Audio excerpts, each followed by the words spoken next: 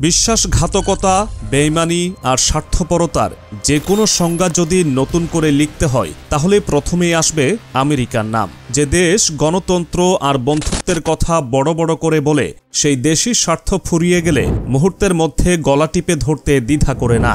আর তার সর্বশেষ শিকার ইউক্রেন। রাশিয়ার বিরুদ্ধে ইউক্রেনকে সামনে রেখে যুদ্ধ বাঁধিয়ে দিল আমেরিকা। প্রথমে বলল, আমরা তোমার পাশে আছি, যত সমর্থন দরকার দেব। তারপর একের পর এক অস্ত্র পাঠালো, শত শত বিলিয়ন ডলার ঢালল যুদ্ধের নামে। কিন্তু এখন যখন ইউক্রেন ধ্বংসের দ্বারপ্রান্তে, যখন দেশটির অস্তিত্ব সংকটে, তখন আমেরিকা বলছে তোমার জন্য কিছুই নেই। রাশিয়ার বিরুদ্ধে ইউক্রেনকে অস্ত্র দিয়ে যুদ্ধে নামানোর বিনিময়ে দেশটির খনিজ সম্পদে ভাগ বসানোর পরিকল্পনা ছিল আমেরিকার। এই পরিকল্পনার প্রধান কারিগর ছিলেন নবনির্বাচিত মার্কিন প্রেসিডেন্ট ডোনাল্ড ট্রাম্প। সবকিছু ঠিকঠাকই চলছিল।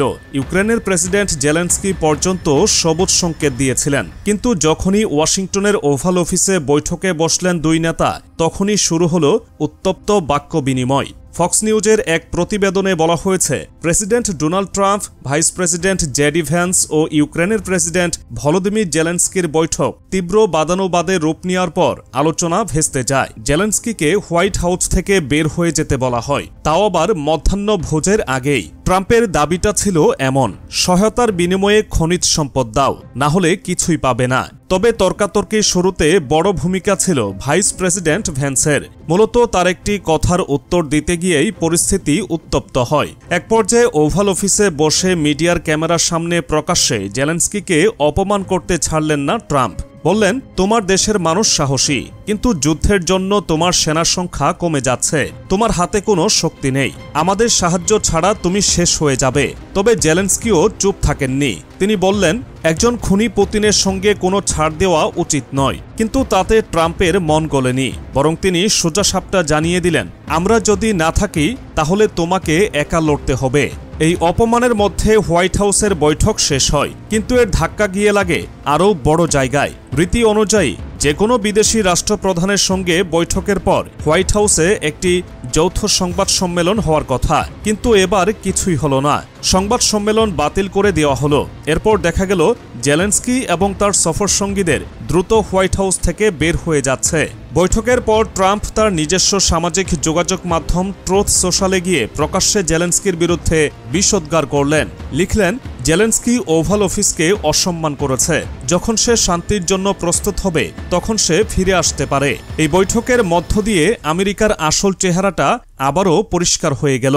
সাবেক মার্কিন প্রেসিডেন্ট জো বাইডেনের আমলে ইউক্রেনের জন্য যে ৩৫০ বিলিয়ন ডলারের অস্ত্র আর অর্থ বরাদ্দ দেওয়া হয়েছিল, ট্রাম্প দায়িত্ব নেওয়ার পরপরই তা বন্ধ করে দিলেন। এখন বলছেন, যুদ্ধ বন্ধ করতে হলে ইউক্রেনকে ছাড় দিতে হবে। কিন্তু এই যুদ্ধ তো আমেরিকাই শুরু করেছিল। আজ ইউক্রেনের সামনে দুটি পথ, হয় আমেরিকার সামনে মাথা নত করে খনিজ সম্পদ ছেড়ে দিতে হবে, না হলে একা একা রাশিয়ার বিরুদ্ধে হার মানতে হবে। আর ট্রাম্পের কথার অর্থ একটাই, আমাদের স্বার্থ না থাকলে আমরা তোমার পাশে থাকব না। এই একই দৃশ্য কি আগে কখনো দেখা যায়নি? আফগানিস্তান, ইরাক, সিরিয়া, যেখানে যেখানে আমেরিকা প্রবেশ করেছে সেখানেই ধ্বংস নেমে এসেছে। ২০ বছর ধরে আফগানিস্তানে যুদ্ধ চালিয়ে হুট করে তালেবানের হাতে সব ছেড়ে পালিয়ে গেল। ইরাকে গণতন্ত্রের নামে আগ্রাসন চালিয়ে দেশটাকে ধ্বংস করল। সিরিয়ায় বিদ্রোহীদের অস্ত্র দিয়ে পরে তাদেরই শত্রু বানিয়ে দিল। এখন ইউক্রেনের ক্ষেত্রেও একই কাহিনী চলছে। প্রথমে বলল, যাও যুদ্ধ করো, আমরা পাশে আছি। তারপর যখন দেখল রাশিয়াকে হারানো কঠিন, তখন সরে গেল। এটাই আমেরিকার রাজনীতি। আর এই রাজনীতির শিকার হয়েছে আরও অনেক দেশ। বাংলাদেশের সাবেক প্রধানমন্ত্রী শেখ হাসিনা একবার বলেছিলেন, আমেরিকা যার বন্ধু হবে তার শত্রুর প্রয়োজন নেই। আর সত্যি তাই হলো।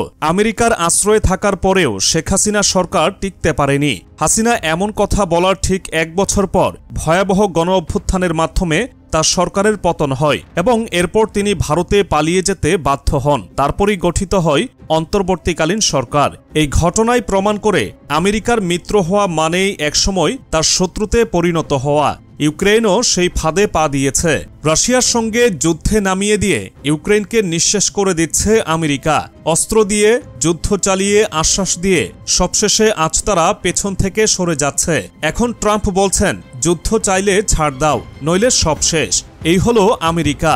যার জন্য আমেরিকা যুদ্ধ বাধায় সেই দেশকে একসময় ধ্বংস করে দেয়। ইউক্রেন এখন সেই ধ্বংসের শেষ পর্যায়ে পৌঁছেছে। আমেরিকা এখন তাদের দরজা বন্ধ করে দিয়েছে। এখন প্রশ্ন একটাই, এরপর কে? ইউক্রেনের পরে আর কোনো দেশ আমেরিকার এই বিশ্বাসঘাতকতার শিকার হবে?